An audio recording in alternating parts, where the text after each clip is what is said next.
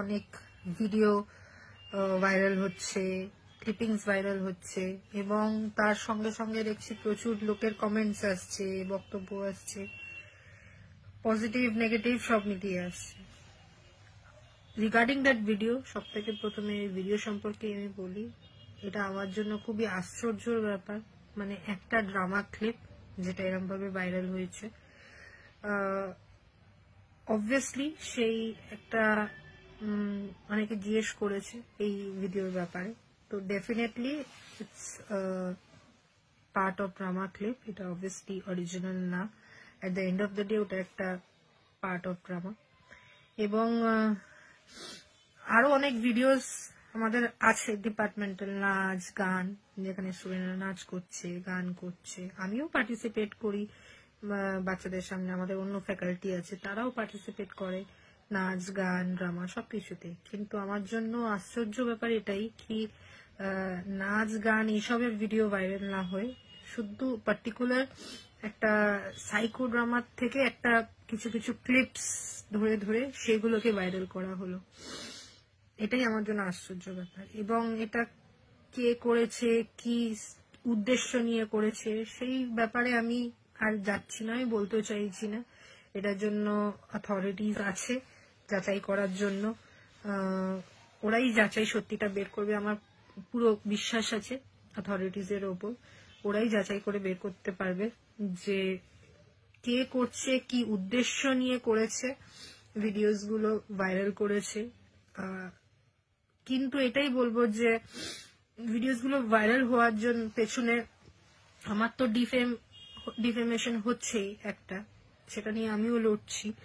কিন্তু একবারও এই জিনিসটা মানুষের মাথায় এই জিনিসটা ভাবা দরকার কি আমার সাথে আরো কিছু স্টুডেন্টস আছে যাদেরকে মানে যাদের কথা অ্যাকচুয়ালি ভাবা হচ্ছে না, যাদেরকে নিয়ে এটা ভাবা উচিত কি তাদের একটা ক্যারিয়ার আছে। আমার ক্যারিয়ার তো চলো আমি এগিয়ে গেছি অনেকটা, অলরেডি কাজ করছি, চাকরি করছি, ঠিক আছে আমার ক্যারিয়ার।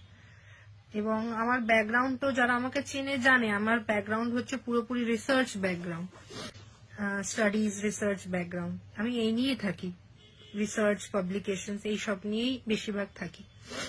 এবং আমি সবসময় স্টুডেন্টসদের এবং সবসময় মোটিভেটও করে এসেছি, রিসার্চ করো, পাবলিকেশন করো, বুক চ্যাপ্টার্স করো, এবং এখনো করে যাচ্ছি।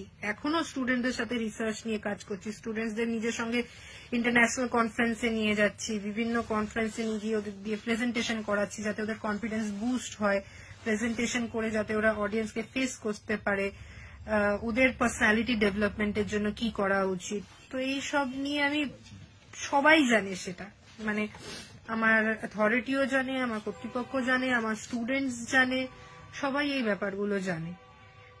তো আর কি আমি এইসবের ওপরই ফোকাস থাকা পছন্দ করি। কিন্তু সেখানে এই এই ভিডিওগুলো বেসিক্যালি ভাইরাল করেছে, কিছু একটা মন্তব্য রেখে যে ভাইরাল করেছে, সে একবারের জন্য এইটা ভাবছে না যে স্টুডেন্ট গুলোর কি হবে, স্টুডেন্টসদের মেন্টাল স্টেবিলিটিকে এফেক্ট করছে।